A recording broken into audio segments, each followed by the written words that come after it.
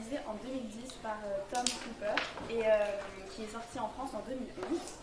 Donc c'est un film qui se passe dans les années 1930 au Royaume-Uni. C'est l'histoire du prince Albert, connu aussi sous le nom de George VI. C'est un prince qui a des problèmes de bégaiement et qui, suite à l'abdication de son frère, va devoir monter sur le trône et devenir roi. Sauf que quand on est roi, il faut faire des discours, il faut avoir de la prestance, imposer le respect quand on parle. Et avec ses bégaiements, c'est un fort handicap. Donc sa femme va l'inciter à aller voir un orthophoniste nommé Lionel Logg. C'est un orthophoniste australien avec des méthodes peu orthodoxes. Et peu à peu dans le film, on va voir donc, une amitié naissante et on va voir surtout si ces méthodes vont fonctionner. Donc j'ai regardé ce film parce que j'ai eu beaucoup de bons retours dessus et aussi parce que c'est une histoire vraie et que j'aime beaucoup regarder des films qui sont inspirés de faits réels. Je trouve ça super intéressant parce que quand je regarde le film, je sais que ça s'est vraiment passé et du coup ça m'en apprend plus sur l'histoire et comme j'aime beaucoup l'histoire, et ben, j'ai décidé encore plus de regarder ce film. Donc c'est très prenant et très émouvant, surtout l'amitié entre Lionel Logg et le prince Albert qui va naître. Je trouve ça hyper intéressant. Le film il dure à peu près 1h58, donc c'est presque 2 heures. Et j'étais tellement dans le film que je suis pas allée une fois sur mon téléphone, alors que normalement, quand je regarde des films, je suis tout le temps dessus. Du coup, c'est vraiment une preuve que j'étais vraiment dedans. En plus, on en apprend aussi sur le roi, sur la famille royale, sur l'envers du décor, sur son enfance. Pour vous situer un peu, George VI c'est le père d'Élisabeth II. Du coup, on voit Élisabeth II quand elle est petite, etc.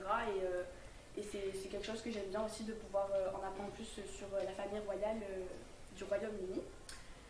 Donc, mon passage préféré, c'est le discours de la fin. À la fin, il va devoir faire un discours, je ne vais pas vous spoiler, mais c'est un discours très important qui va avoir de lourdes conséquences. Et du coup, c'est là où on va vraiment voir si les méthodes que lui a enseignées Lionel Logg vont vraiment fonctionner.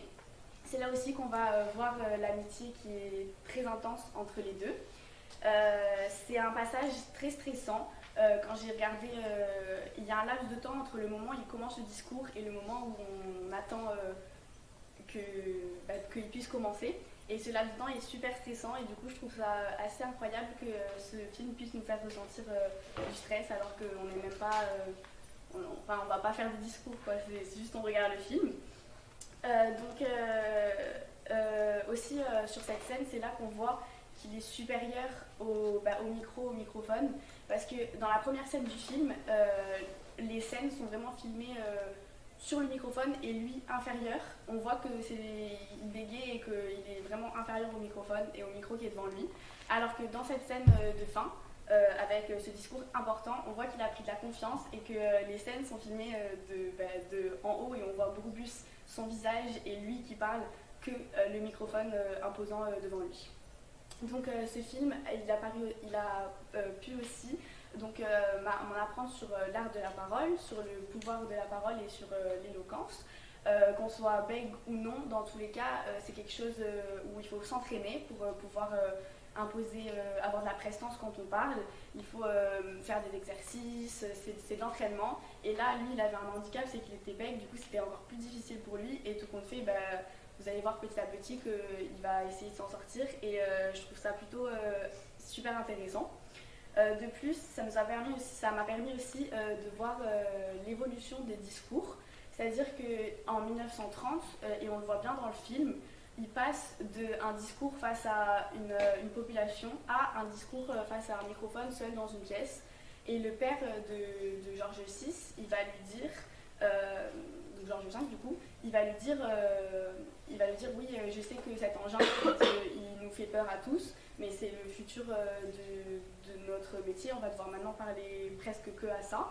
Et du coup, c'est intéressant de voir comment les rois, ils ont suivi l'évolution de ce discours, de passer devant une tribu, une population où ils parlaient directement à la population, à passer devant juste un microphone où ils sont seuls dans une pièce, sauf qu'en fait, derrière,